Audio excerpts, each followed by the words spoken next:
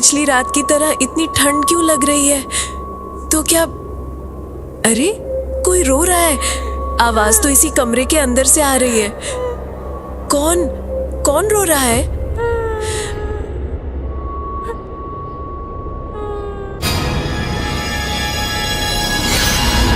आयशा देखती है कि कमरे के एक कोने में अंधेरे में एक महिला खड़ी है, उसकी तरफ पीठ किए हुए। उसने लाल रंग का घाघरा चोली पहन रखा है और सिर पर घूंघट है, जैसा उसने कल रात देखा था। मैं शायद अब थोड़ा समझ रही हूँ। मैंने आपको देखा है तस्वीर में। आप हीराबाई हैं, है ना? तुम जानना चाहती हो कि मैं क्यों रो रही हूँ? चलो मेरे साथ, मैं तुम्हें दिखाती हूँ।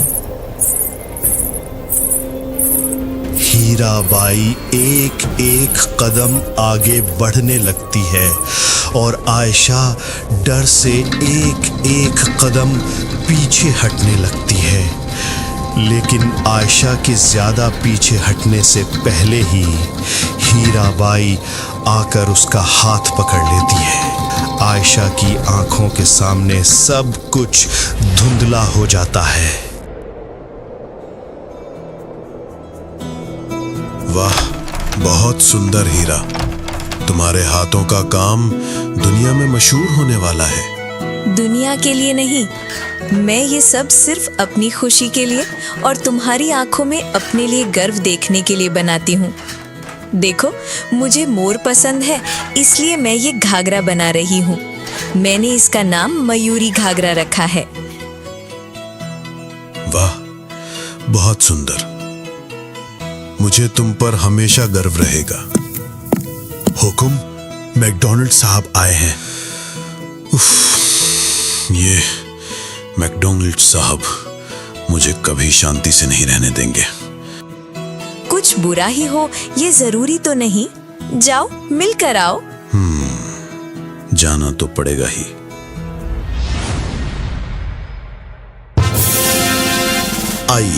आइए मैकडॉनल्ड साहब, कहिए कैसे आना हुआ? क्यों, मैं आ नहीं सकता क्या? नहीं, ये तो आपका ही घर है, जब चाहे आए।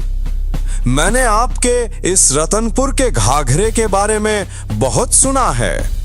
मैंने ये भी सुना है कि आपकी रानी भी इस कला में बहुत निपुण हैं। आपने सही सुना है। मैं खुद उनकी प्रशंसा नहीं करना चाहता, लेकिन वो बहुत गुणी हैं।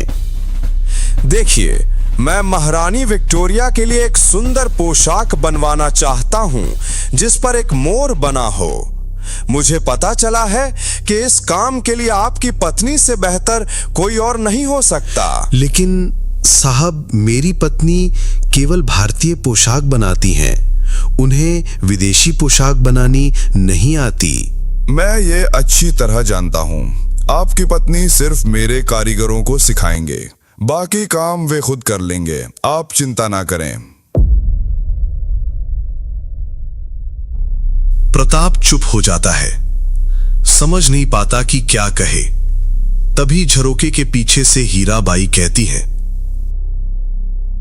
मुझे माफ कीजिएगा साहब, मेरी कला, मेरी शिक्षा सिर्फ मेरे लिए और मेरे देश के लोगों के लिए है।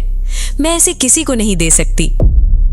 राणा प्रताप सिंह चौहान, क्या आप जानते हैं कि मुझे ना कहने का मतलब ब्रिटिश सरकार को ना कहना है? क्या आप जानते हैं कि इसका अंजाम क्या हो सकता है? मैं राजपूत हूं साहब, और राजपूत किसी से नहीं डरता। आपको जो करना है कर लीजिए। ओके, यू विल सी।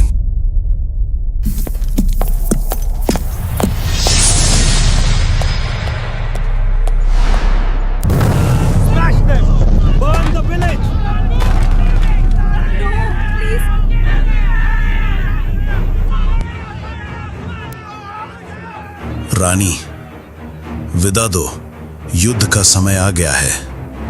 अंग्रेजों ने अपनी सहनशीलता की सीमा पार कर दी है। उन्होंने हमारे सभी बुनकरों के करघे तोड़ दिए हैं और उनके घरों में आग लगा दी है। वे हमसे हमारी कला छीनना चाहते हैं। अब युद्ध के सिवा कोई और रास्ता नहीं है। नहीं, मैं युद्ध नहीं चाहती। अभी भी समय है। तुम साहब से कहो कि मैं उन्हें सब कुछ सिखा दूंगी। मैं ये सब कुछ नहीं चाहती। मैं तुम्हें खोना नहीं चाहती। छी, तुम राजपूत नारी हो ना? क्या तुम्हें युद्ध के डर से ऐसे रोना शोभा देता है? उस दिन सभा में सबके सामने तुमने ही तो कहा था कि मेरी कला सिर्फ मेरी और मेरे देश के लोगों के लिए है। तो अब मत रो। देश के लिए प्राण देना एक महान कार्य है। मुझे इस काम से मत रोको।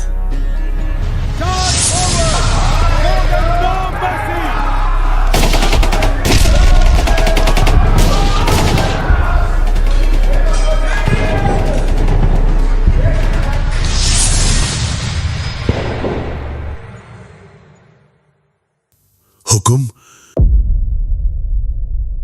युद्ध में राजा जी की हार हो गई है। राजा जी की गोलियों से मृत्यु हो गई है। अंग्रेज सेना आपकी तलाश में इसी तरफ आ रही है। आप अभी यहां से भाग जाइए। नहीं, मैं नहीं भागूंगी। तुम अब जाओ। हीराबाई करघे के पास बैठकर बहुत रोती है।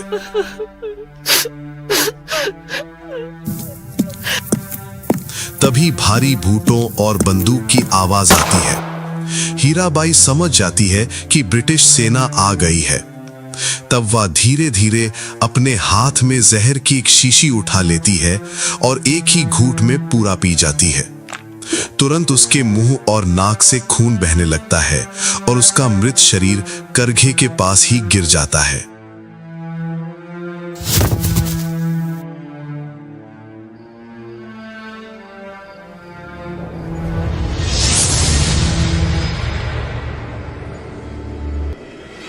जब आयशा को होश आता है तो वो देखती है कि वो उसी अंधेरे कमरे के फर्श पर करघे के पास लेटी है जहां हीराबाई की मृत्यु हुई थी। आयशा उठकर खड़ी होती है। फिर उसकी नजर हीराबाई की तस्वीर पर जाती है। आयशा की आंखें आंसुओं से भर जाती हैं। तुमने एक बहुत महान काम के लिए खुद को समर्पित कर दिया। मैं भी इसी देश की बेटी हूँ और मैं भी इस देश का नाम दुनिया में रोशन करना चाहती हूँ। मैं तुम्हारा अधूरा काम पूरा करना चाहती हूँ। मेरी मदद करो। आयशा पुराने करघे पर हाथ रखती है और उसी के साथ एक अशरीरी हाथ भी उस करघे पर रखा जाता है। तुरंत करघा एक कैंच की आवाज के साथ कांप उठता है। आयशा जैसे ही उसे चलाने की कोशिश करती है, उसे आश्चर्य होता है कि अब करघा चलने लगा है। आयशा कुछ ही देर में पूरा घाघरा बना लेती है। वो उसे अपने दोनों हाथों में उठाती है और अपने काम को देखकर खुद हैरान रह जाती है। मोर पंखी रंग के घाघरे पर एक सुंदर मोर की आकृति है जो अपने पंख फैलाए हुए है। तभी वहां रामू चाचा आते हैं। आयशा के हाथ में पूरा घाघरा देखकर वो हैरान रह जाते हैं। उनकी आंखों में आंसू आ जाते हैं। देखो, बिल्कुल तुम्हारी रानी माँ जैसा बनाया है कि नहीं, बताओ। अरे रो क्यों रहे हो? यहाँ तो इतिहास रोता है। तुम क्यों रो रहे हो? अरे दीदी, इतने सालों बाद आपने इस घर के आंसू पोंछ दिए, इसलिए मैं खुद को रोक नहीं पा रहा हूँ। आज इस प्रतियोगिता की विजेता है designer Ayesha Bose from India. उनके बनाए हुए अद्भुत मयूरी घाघरा ने सबका ध्यान अपनी ओर खींचा है और जूरी भी हैरान रह गई है। मिस आयशा बोस, मैं आपसे अनुरोध करता हूं कि आप कुछ कहें। आज मुझे जो भी प्रशंसा मिल रही है, उसके पीछे एक और व्यक्ति का योगदान अविस्मरणीय है। उनका नाम है हीराबाई। वो राजस्थान की एक असाधारण कलाकार थी जो अपनी कला से अपना और अपने देश का नाम रोशन करना चाहती थी, लेकिन कर नहीं पाई। मैं अपना ये पुरस्कार भी उन्हीं के नाम समर्पित करना चाहती हूँ। वो आज जहाँ भी हो, उनका सपना पूरा हो गया है।